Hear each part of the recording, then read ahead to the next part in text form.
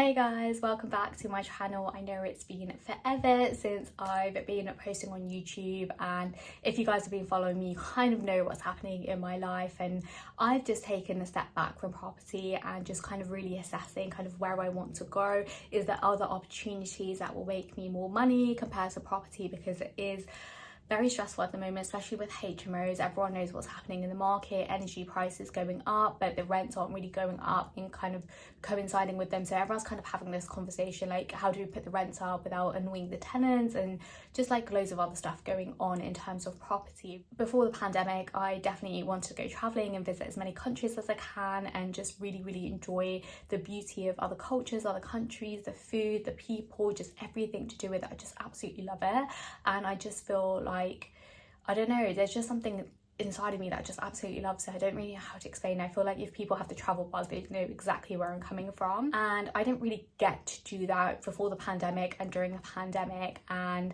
I definitely wanted to make this year a priority where I visit 5 countries, and I'm honestly doing that at the moment. I think I'm going to visit 5 countries before the first half of the year now, so super excited for that. But with that being said, like, I did take a step back from property and like some of the things that I mentioned earlier, but one of the things that we were doing is using property sources, and I built a lot of my content kind of using property sources, and at the moment it just doesn't really make any sense to have a property sourcer who's not really bringing me off market deals or below market value deals because of just where the pricing structure is and having over market deals and stuff like that. It would just make sense for me just to go to an area, view a few buy-to-lets and just kind of go that way. But honestly, I'm just like, I don't know why, I just like don't have this thing inside of me to be like, go and buy a property. I'm just kind of going to wait a couple of months and kind of see where the market is. For me, there is no rush. And where I was like a few years ago, where I'm like,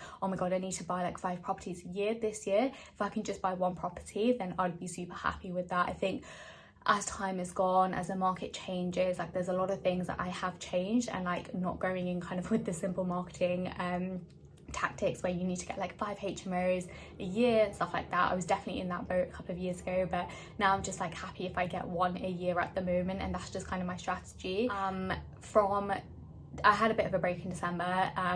From January to the end of March, I was working like super hard. I think I took 1 day off of annual leave, and that was to go to my friend's wedding, and so I haven't really had a break.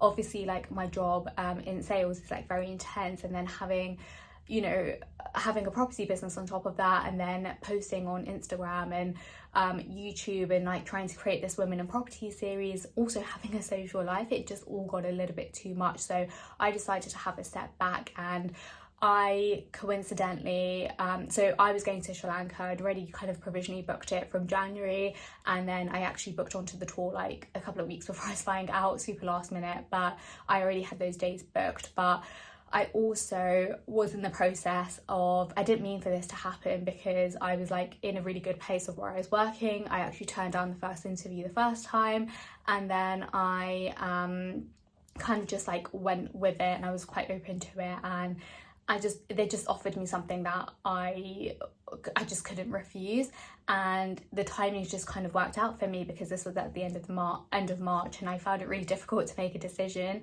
but I knew it was something that I had to go with. And I felt, yeah, it was like really hard though, because I had such a good thing at my old company, like the people were really good. I had a really good friendship with like some of the people there, and it was just kind of like one of those situations where like I have to do this for myself.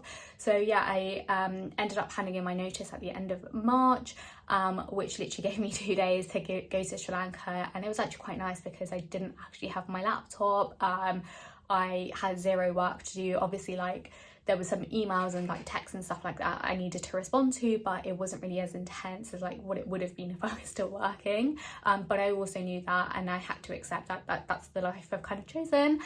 And then I came back, did a bit of a handover and stuff like that, and then decided to go on holiday again. I messaged my manager saying, look, I'm happy to kind of like work abroad and stuff, or like if I need to take my laptop and do a few things and stuff, but they were just kind of like, look, you don't really need to do much, just go and enjoy yourself before you start. So yeah, I've started my new job now, but also I've just kind of gotten to this point where I'm taking a little bit of break from property, but also getting back into life and having a social life and going traveling and just doing the things that I love. And I think it's so important when you have like loads of things in your life going on, like you actually forget to take a step back and enjoy life. And that's just kind of the moment that I'm in, is just kind of enjoying life. I'm still saving a lot, I'm still figuring out what to do in property or other business opportunities, but it's not as intense as it was at the start of the year. I kind of want to go into this new role with a fresh mind as well, where I'm not like exhausted from a million other things, so I kind of want to take that fresh opportunity as well. But I just wanted to be super honest with you guys. I am still continuing with my content within Instagram and YouTube. I'm still focusing on my Women in Property series because I think it's super important, whilst I still am in property as well. That's not going anytime soon, but just taking a step back where it's not as intense. Definitely want to promote that Women in Property series. Maybe even change it to Women in Business. I don't know, you guys tell me. I didn't catch that. Could you try again? That's Siri going off, awkward. Yeah, I have a few other content ideas where people have been asking me, so I've just been able to kind of like collate some of that information. Going to be talking about like personal branding, money side of things, kind of getting your first property. So just taking like a step back, just trying to like focus on different types of content avenues. But if you guys have any specific content ideas or anything like that, please let me know and see if I can help it in any other way. But have a great rest of the week, and I will catch you next Tuesday.